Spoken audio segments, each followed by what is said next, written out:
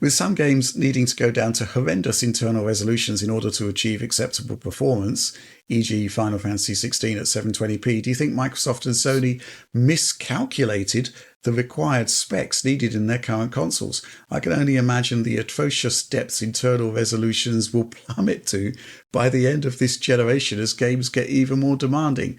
The PS5 Pro may alleviate some of this, but devs will still need to account for the base consoles and the image quality limits FSR imposes.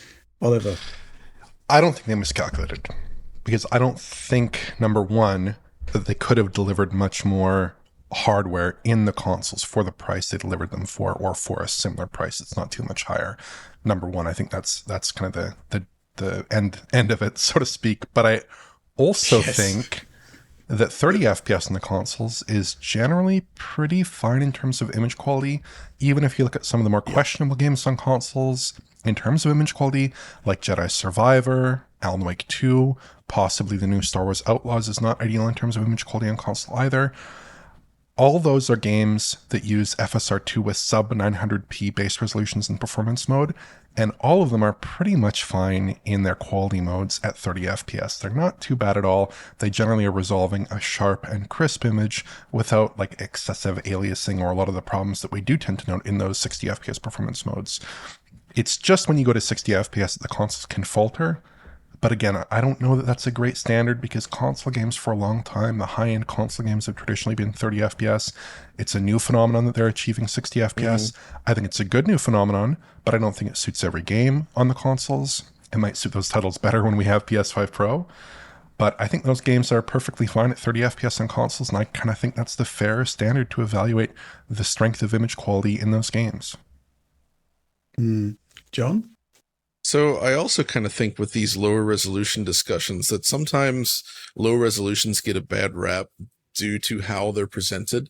And I actually think, say, if you had a native 720p game that's like cleanly, nearest neighbor upscale to 4K, it can actually look surprisingly sharp and okay in a way that FSR to 720p typically does not. And I feel like there's a point where maybe it's just it's like developers have leaned too heavily on things like FSR this generation, and the side effects of that tend to create an image that is not especially pleasing. So I think, like Oliver said, we kind of moving in the expected direction of travel as far as console games go, where, as usual, the high-end experiences do typically target lower frame rates, and it's only this newfound ability to sort of reach 60, but with caveats, that we're kind of seeing that change. But I think that the consoles were well designed in targeting the correct sort of path forward, given this, plus, chip expenses and everything. But I still, when I see people slam 720p, I still think that it really comes down to just like how it's presented. And I gave that nearest neighbor example, but you've seen it, Rich. Like you take the FW900 CRT, right? You feed 720p native from an Xbox 360 game on there, and it may as well be 4K to the eye in terms of just how it appears, in terms of like the visual perception that your eye sees. It's very clean and visually attractive, and ultimately that's what's most important, right? Right, but those screens aren't made anymore, John. No, but that's what I'm saying. Proper scaling, proper crisp pixel scaling and image treatment can look really good. I think it's going to depend on the game. Let's take Star Wars Outlaws, for example. If they put out a native 720p game there with nearest neighbor upscaling, I'm not sure it would look great on a flat panel. I think it might look better than FSR2 versions with sharpening and everything. This is something that you could actually, test you know on what? PC. This feels like a video at some point. It's like putting this stuff to the test, because we can test this on the PC, and I can test this using external scalers. Yeah, I'd actually like to see. I think you're right, though. I think it may actually depend on the way the content's presented. right. Certain games would benefit more from this than others. I also think with Star Wars Outlaws, you're dealing with a game with a lot of fine detail. Like I noticed that the main character's hair is a real point of problem for FSR2. Probably would not look too great with nearest neighbor upscaling. I'm just suspecting there.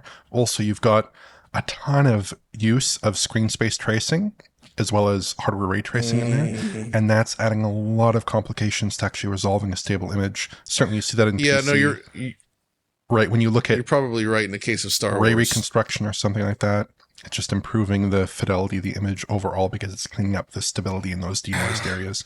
So I think there are new image quality problems that certain games pose above and beyond just like, can we scale this in a reasonable way, right? No. I know. It's just I really have come to dislike the look of these sort of like temporally upscaled, reconstructed images from very low resolutions. Yeah, that's I fair. feel it's so ugly looking that I'd rather focus on a stable image, however, even if it means extreme pixelation in comparison. Like we've just reached the point where it doesn't look good anymore. Like it's just visually unappealing. I think the issue here is that people are expecting 60 FPS modes, even if like a game that started development years ago was never even considering that. Final Fantasy 16 is mentioned here. Yeah. Everything about that game suggests that it was budgeted for 30 frames per second, which is why the 60 frames per second mode doesn't look great. I think it was like a shoehorned in add-on. And if you look at like Avatar and Star Wars, which we've been discussing here, they, depends what, going back to PN Nats or PNG Nats question here, it depends what acceptable performance is. 40 FPS mode and the 30 FPS modes, I'd describe those as acceptable performance. And you don't really have the 720p FSR2 upscaling issues there. It looks much better. So I think, that's really sort of part of the issue here. Games that probably weren't designed for 60 FPS are being made to run at 60 FPS. And the disadvantages of that come to the fore. In terms of whether Microsoft and Sony miscalculated the required specs, that's not the way it works. Game makers are given the hardware and they need to make the best of it. And in terms of what Sony and Microsoft are doing, Oliver's exactly right. They basically have a price point in mind and then they work their socks off to get the best possible hardware within that price point. And I actually think, PlayStation 5 and Series X are actually really, really good machines. I think it's slightly